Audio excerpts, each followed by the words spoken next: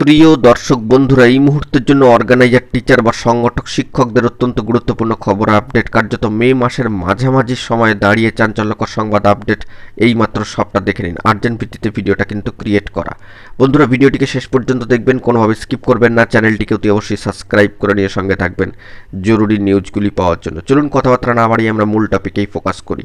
এই মুহূর্তে দাঁড়িয়ে অর্গানাইজার, টিচার বা সংগঠক শিক্ষকদের আরও একটি গুরুত্বপূর্ণ খবর আপডেট। আমরা চলে এসেছি কোর্টের সাইটে। হ্যাঁ, ঠিকই শুনছেন, সর্বোচ্চ ন্যায়ালয় সুপ্রিম কোর্টের অফিসিয়াল সাইটে, এবং সেখান থেকে দেখতে পাচ্ছেন যে অর্গানাইজার, টিচার বা সংগঠক শিক্ষক রিলেটেড একটি গুরুত্বপূর্ণ মামলার ক্ষেত্রে কার্যত মে মাসের মাঝামাঝি সময়ে দাঁড়িয়ে, হ্যাঁ মাঝামাঝি এই কারণেই বলছি কারণ আজকে কিন্তু 16 তারিখ হয়ে যাচ্ছে। 16ই মে 2025 তারিখের ডেটে দাঁড়িয়ে এই মামলার ক্ষেত্রে কোনো প্রোগ্রেসিভ স্ট্যাটাস কিন্তু উঠে আসেনি। এই মামলার ক্ষেত্রে স্ট্যাটাস আর স্টেজ কোনো কিছুই কিন্তু উঠে আসেনি। যদি কোনো প্রোগ্রেসিভ আপডেট স্ট্যাটাস বা টেন্টেটিভলি শিডিউল ডেডলাইন কিছু উঠে আসে, তো সেই মুহূর্তে দাঁড়িয়ে তৎক্ষণাৎ আপনাদের সামনে তুলে ধরবো। দীর্ঘ কয়েকটা দিন কিন্তু অতিক্রান্ত এমনিতেই হয়ে গিয়েছে। তো কার্যত মে মাসের মাঝামাঝি সময়ে দাঁড়িয়ে চাঞ্চল্যকর সংবাদ আপডেট।